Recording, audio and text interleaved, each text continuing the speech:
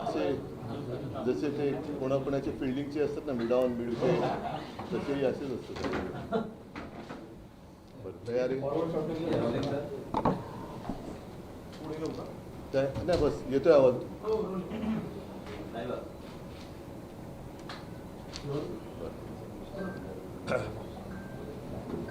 परवा मी माझ्यासोबत संजय राऊत, अंबादास आणि सगळे तिथे खैरे साहेब होते, सगळेच होते.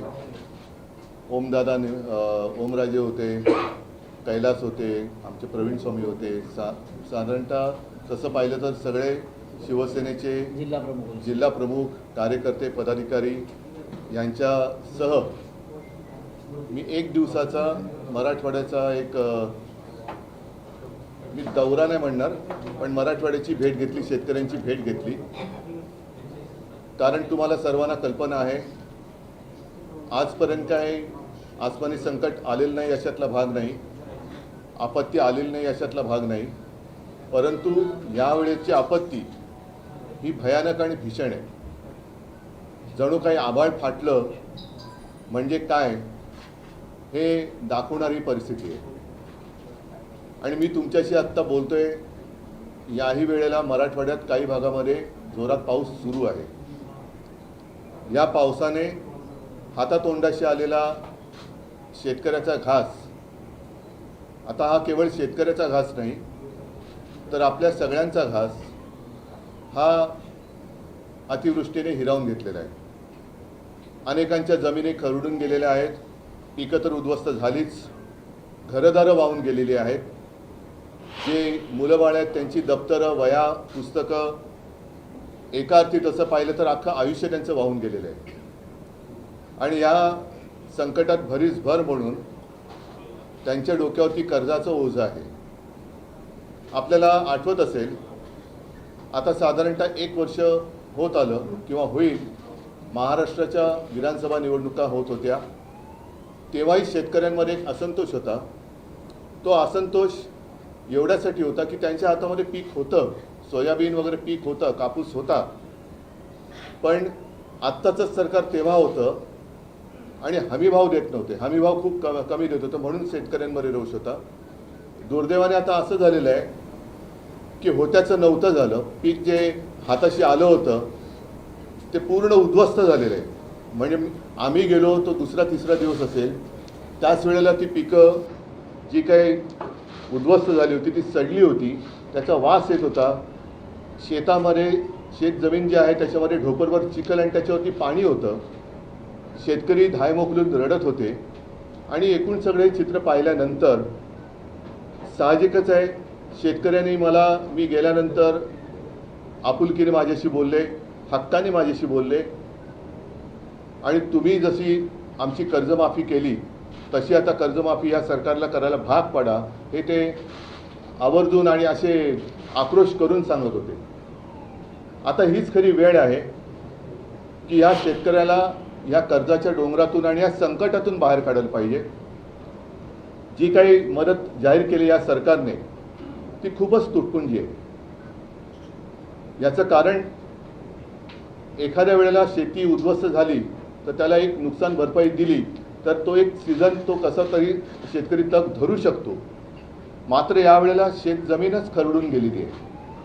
आजूबाजूनी वाहणाऱ्या नद्यांचं पाणी हे त्या शेतामध्ये घुसलं आणि अख्खं म्हणजे जमीन खरडून ज्याला गेली म्हणतात, तो शब्द तिथे गेल्यानंतर कळतं नेमकं काय आहे. वरचं पीक तर गेलं, जमिनीवरची ती माती गेली आणि अक्षरशः तिथले दगड आणि गोटे, मुरुम हे सगळं वर आलेलं आहे. ही जमीन सावरायची झाली, परत जर का पीक घेण्यायोग्य करायची झाली तर किमान 3 ते 5 वर्ष लागतील असं शेतकऱ्यांनी मला सांगितलं. आता ही जर का वस्तुस्थिती आहे तर शेतकऱ्याला आत्ता जी काही या सरकारने मदत जाहीर केलेली आहे ही मदत जर का पाहिली तर जेमतेम हेक्टरी अंबादास किती होते, 7-8 हजार अशी काहीतरी होत असेल किंवा हे होत असेल. पण आत्ता ती जमीन साफ करायला साधारणतः 6-7 हजार रुपये एकराला खर्च येणार आहे. आता साफसूफ करायला, मी साफसूफ करायला म्हणतोय. त्याच्यानंतर मग त्याची माती टाकायची आणि ती कसण्यायोग्य करायची, याला खूप मेहनत लागणार, पैसे लागणार आणि त्याच्यानंतर तो शेतकरी पुन्हा एकदा पीक काढायला लागेल. पण 2-3 वर्षेही याच्यात जात असल्यानंतर आत्ता जे शेतकऱ्याच्या डोक्यावरती कर्ज आहे तो शेतकरी कर्ज फेडणार कसा? ज्या विद्यार्थ्यांची, ज्या मुलाबाळांची पुस्तकं, वह्या वाहून गेलेली आहेत, म्हणजे शेतकऱ्यांनी, कोणत्याही शेतकऱ्यांनी स्वतःच्या मुलाला शाळेत सोडायला इलेक्ट्रॉनिक व्हेकल घेतला असं माझ्या वाचनात आलेलं नाही. तो इलेक्ट्रॉनिक व्हेकल तर सोडा, त्यांच्या मुलाची जी काही वह्या पुस्तकं वाहून गेलेली आहेत ती पुस्तकंसुद्धा कशी घ्यायची या चिंतेमध्ये आहे. आणि मग रोज कुठे ना कुठेतरी आत्महत्यांच्या बातम्या येत आहेत. मी जेव्हा फिरत होतो तेव्हा एका घरात गेलो आणि ते खरंच तिथलं वातावरण बघून मन सुन्न झालं. ती बातमी आपणही वाचली असाल, आपल्याच माध्यमातून आम्ही सुद्धा ती बातमी पाहिली, वाचली. 31 वर्षाच्या एका पोराने आत्महत्या केली. 31 वर्षाचं पोर आणि त्याला जेमतेम 15-20 दिवसाचा बाळ. एक मोठी ती आपण ज्याला म्हणतो ना जॉईंट फॅमिली, तशी ती सगळी असं एक ते मोठं कुटुंब होतं. हा करता करविता पोरगा, डोक्यावरती हे सगळं कर्जाचं ओझं. त्यांना विचारलं मी कर्ज किती, तर 2 लाखाचं कर्ज. आता ही जी काही त्यांची थट्टा चाललेली आहे, भले मुख्यमंत्र्यांनी जाहीर केला असेल, पण माझ्याकडे कागद आहे की गेल्या 2-3 वर्षातली जवळपास 14,000 कोटी रुपयाची जाहीर केलेली मदत अजूनही शेतकऱ्यापर्यंत पोहोचलेली नाही, अजूनही पोहोचलेली नाही आहे. त्याच्यानंतर 2017च्या कर्जमाफीची अजूनही प्रतीक्षा आहे. त्याच्यानंतर आमचं सरकार आलं, मी कर्जमुक्ती केली, कालबद्ध पद्धतीने कर्जमुक्ती केली, त्याच्यातले पैसे त्यांना मिळाले देखील. आणि इतरही वेळेला ज्या ज्या वेळेला संकट आलं आम्ही पंचांग काढून नाही बसलो.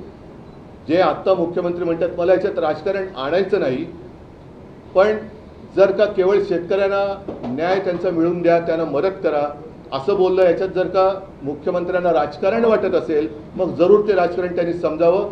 याचं कारण आपणही बघितलं असाल की मुख्यमंत्री तिथे गेल्यानंतर ज्या शेतकऱ्यांनी मदत नेमकी कधी आणि किती करणार एवढं विचारल्यानंतर ते बाबा राजकारण करू नको आणि त्याच्यामागे पोलीस लागले.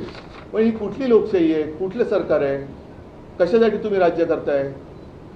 ही विविध नैसर्गिक आपत्तीमध्ये झालेल्या नुकसानीकरता मंजूर करण्यात आलेल्या निधीची यादी आहे आणि ती साधारणतः अवेळी पाऊस पासून ढगाळ वातावरण, सततचा पाऊस, सतत धार ज्याला म्हणतो, अतिवृष्टीमध्ये आहे, चक्रीवादळ आहे,